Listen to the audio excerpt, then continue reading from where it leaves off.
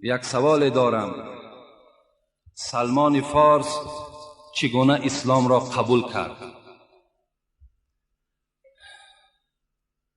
قال رسول الله صلی الله علیه و سلم: لو كان الإيمان بالثريا لناله رجال من هؤلاء.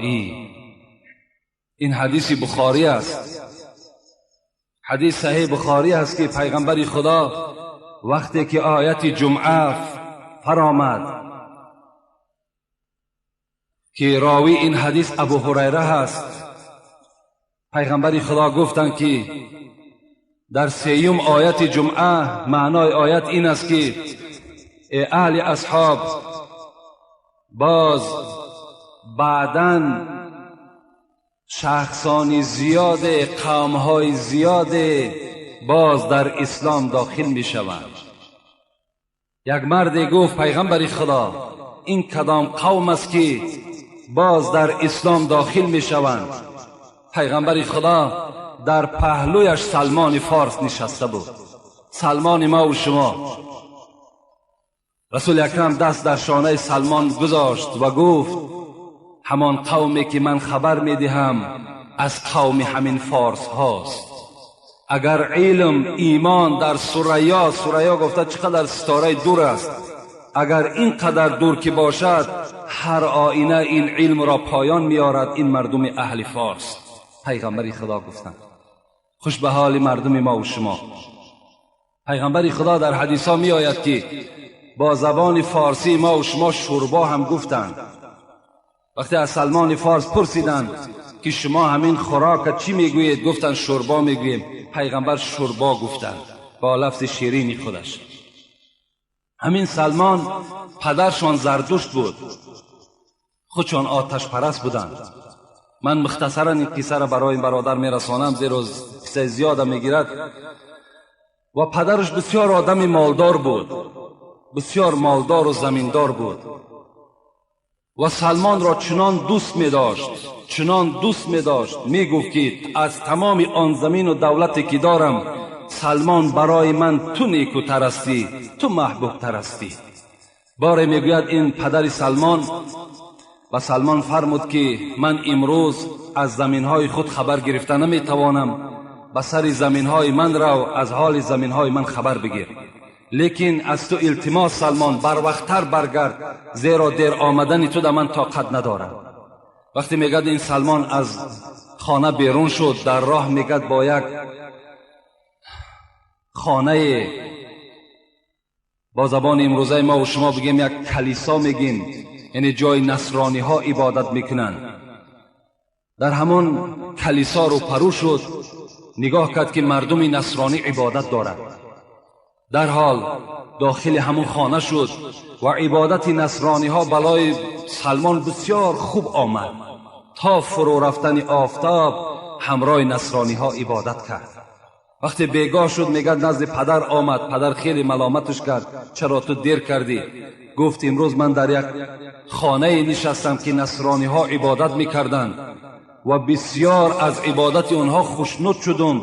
پدر جان گفت از این دین آتش پرستی ما دیده دین اونها حق تر است و دین اونها شیرین تر است. پدرش گفت نه، گفت در دین اونها هیچ خوبی ندارد، هیچ ثواب ندارد. هرچند که میکرد سلمان از دین نصرانی بر نمیگشت. و ناگاه پدرش شکار کرد، سلمان در خانه محکم کرد، دیگر نگذاشت که از خانه بیرون شود، زیرا میفهمید که وی این خانه را ترک میکند و از پی دین نصرانی میشود. لکن سلمان که در دلش محبت همون دل نصرانی که داخل شده بود، با کاروان همون مردم اصفهان، در اصفهان زندگی میکرد. یعنی تولدش از اصفهان است، اصفهان ایران. با آنها فرمان داد که اگر شما وقتی که به طرف مردم شام حرکت کنین، وی پرسیده بود از اون خانه که ریشه شما در کجاست، عالم های شما در کجاست. آنها خبر داده بودند که در ملک شام، یعنی در دولت سوریه، همون حکومت ما، عالم های زیادی ما اونجا چکار میکنن؟ عبادت میکنن. از این خاطر سلمان همراه کاروان به شام سفر کرد، از خانه پدر خود یعنی راه گریز اختیار کرد و رفت. رفت اونجا پرسان کرد که اینجا عالم با قوتترین در کجاست. با او خبر دادن فلان کس عالم با قوتترین ایمان است. وی در خانه وی رفت، میگد عبادت میکرد. بسیار سلمان حکایت میکند که این مرد میگد بی نهایت مرد ناخوب بود. مردم میگد صدقه می آوردن، طلا می آوردن که با فقرا و مساکین تقسیم کند، لکن این میگد این مرد همه اونها را در زمین گور میکرد و به کسی نمیداد. وقتی این مرد میگه از دنیا گذشت، مردم آمدن غمگین شدن. من به آنها خبر دادم که غمگین نشوید که این مرد ناخوب است. آن خیر احسانی که شما دادید همه اونها را پنهان کردگی هستند. وقتی مردم گفتن دلیل داری، وقتی رفت زمین میگه کن و طلا و نقره را نشان داد.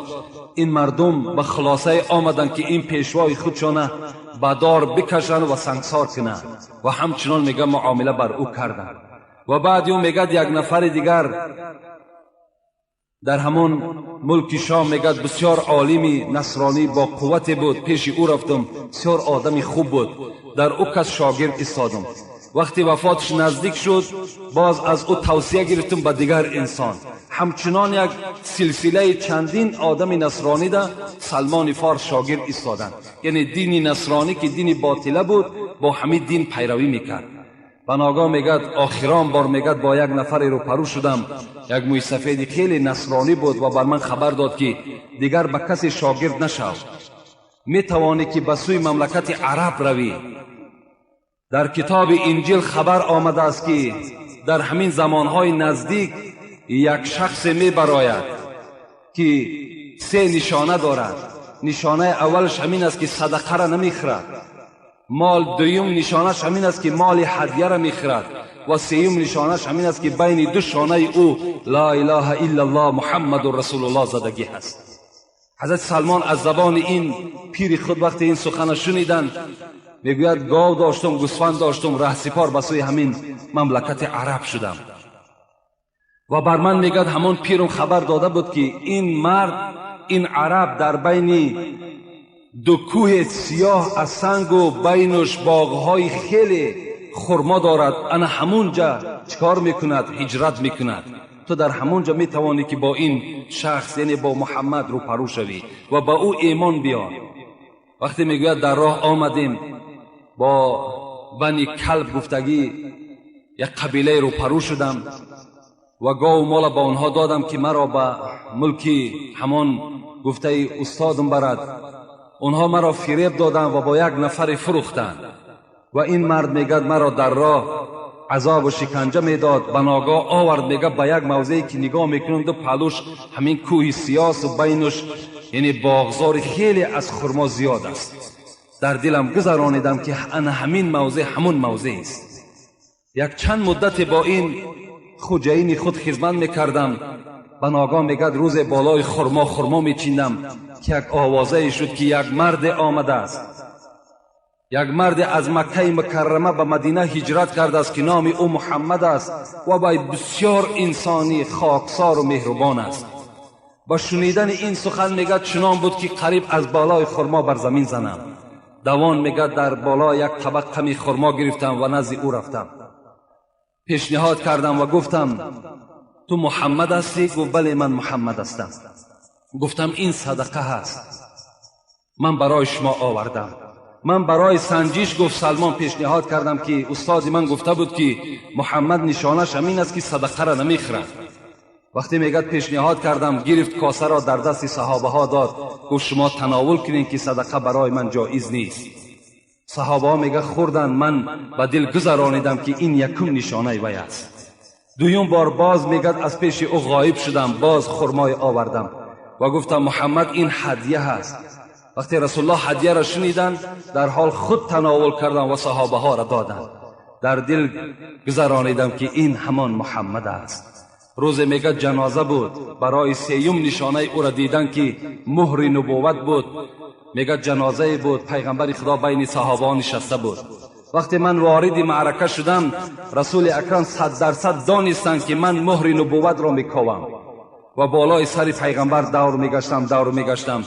مادامی که یک لطه پیغمبر میگه ریداش که بالای همون مهر پرتافته بود، برای من دیدن همون مهر بسیار مشکل بود.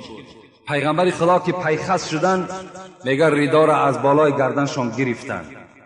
من از پس پشت پیغمبر بودم، وقتی مهر دیدم که نویسنده شده است لا اله الا الله محمد رسول الله، یک باره خودم بالای مهر پرتافتم و او را بوسه می کردم و می لیسیدم. پیغمبر خدا گفتم بس است سلمان، بس است، تو نائل شدی. سلمان از پیش گشتن و کلمه عرضه کردن مسلمان شدن. این یک مختصرا حیات حضرت سلمان است.